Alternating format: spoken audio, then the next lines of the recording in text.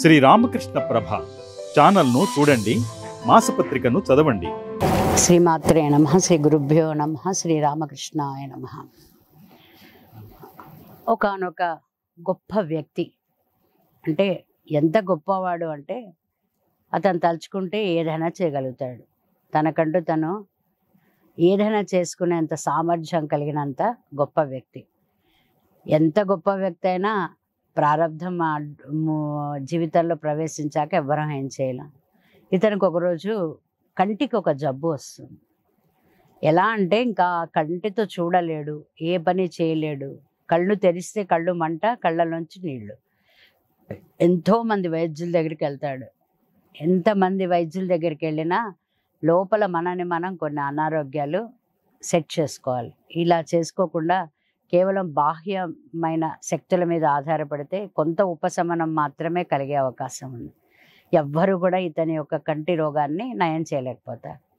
అంతలో అక్కడికి ఒక వైద్యుడు వస్తాడు.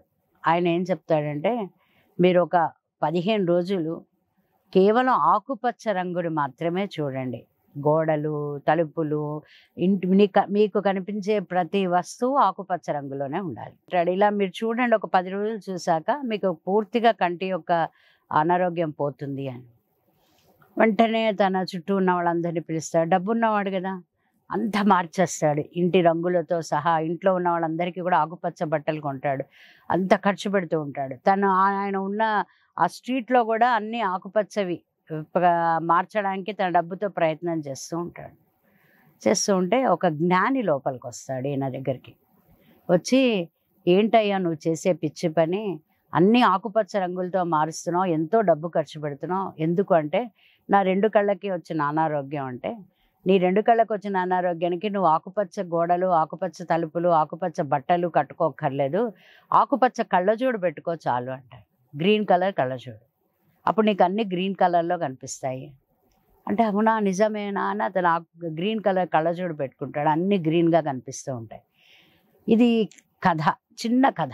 ఇందులో మనం తెలుసుకోవాల్సింది చాలా ఉంది. ఏంటంటే, ఆ జ్ఞానం అనేది ఎలా అంటే, ఒక్క క్షణం స్పార్క్ అవుతే బ్రెయిన్లో చీకటి వెంటనే తొలగిపోయి ఆ జ్ఞాన సముపార్జనలో మన ఉనికి, మన అర్హత, మన యొక్క స్థితి, పరిస్థితి, చేరాల్సిన స్థితి, దిగజారిన స్థితి అన్నీ తెలుస్తాయి. తెలిసి జీవితాన్ని మనం మంచిగా మలుపు తిప్పుకోవడానికి ఉపయోగపడుతుంది.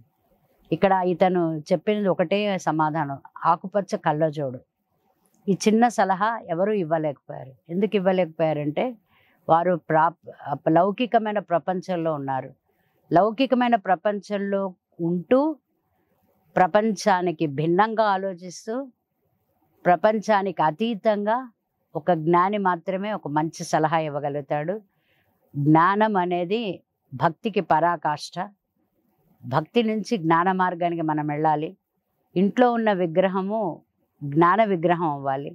అప్పుడు ఆ 50 రూపాయల ఫోటోలోంచి కూడా భగవంతుడు మనకి పలుకుతాడు.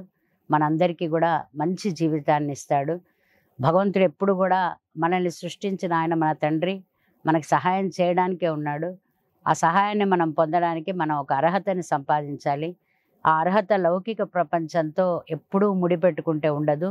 దాన్ని కొంచెం విడదీసుకొని ప్రయాణాన్ని ముందుకు సాగితే డబ్బులు ఖర్చు పెట్టక్కల్లా. జ్ఞానం అంటూ ఒకసారి మనస్సులో బుద్ధిలో వచ్చాక అంతా కూడా ఆనందంగానే సాగుతుంది. ఈ అనారోగ్యం మీ దరికి చేరదు. కాబట్టి అందరం జ్ఞాన మార్గం వైపు జీవితాన్ని తీసుకెళ్దాం. శ్రీమాత్రే నమః.